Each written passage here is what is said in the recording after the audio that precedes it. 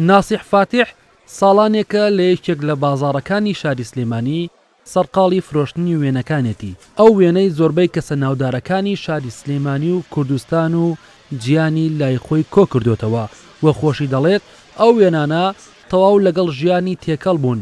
ئامانجی فرۆشتن و قازانجکردنیش نییە لە کارەکەیدا، بەڵکو حەز و خولیای وای لێ کردووە بە بەردەوامی ئەم کارە بکات. هیوایەتم ئەم ڕسمانەیە تێکڵاوم بووە، یعنی بەیانیانی وایم سەی ڕسمەکانی خۆمەکەم دڵمەکرێتەوە.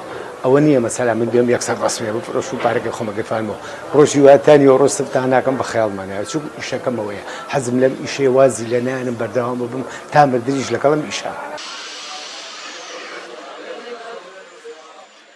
هەندێک لە وێنەکانی دوکانەکەی ناسیح فاتح مێژوەکەی دەگەڕێتەوە بۆ 4 دەیە پێش ئێستا و لە ساڵی 1990ەوە ئەم دوکانە بچووکەی کردوتەوە. لەو کاتەوە تا ئێستا بەبێ دابڕان ناسیح سەرقاڵی پیشەکەی بووە. بە وتەی خۆشی زیاتر لە 10,000 وێنەی لە دوکانەکەیدا هەیە و زیاتر لە 15,000 وێنەی تریشی لە گەنجینەکەیدا پاراستووە. من هاتم تۆزە مەزموعەیە ڕست حەزەکەم تەماشای و ڕسمە سلێمانی کۆنانە بکەم زۆر جوانە وەختی خۆی بڵام بگیراون ئەیتر بۆیە هاتم ئیتر دەمێکەوە ئیشیەوە ئاکەوە پیاوە.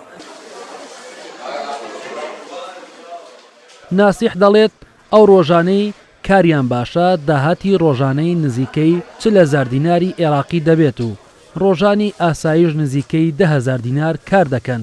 دەژڵێت مانەوەی لەسەر کارەکەی بەو داهاتە کەما تەنها حەز و خولیای بووە بۆ کارەکەی، ئەگەرنا ڕۆژانە جاری وا هەیە ناتوانێت یەک وێنەش بفرۆشێت، بەڵام پێی خۆشە تا کۆتایی ژیانی لەسەر کارەکەی بمێنێتەوە.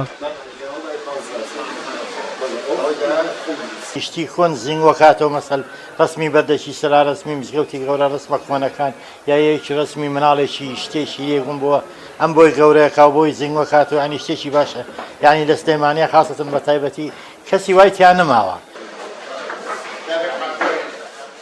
زۆرینەی کڕیارانی ناسیح گەنج و تازە پێگەیشتون کە هەواداری وێنە کۆنەکانی شارەکەیانن یان سەرکردەی حیزبەکانیان خۆش دەوێت و وێنەکانیان دەکڕن.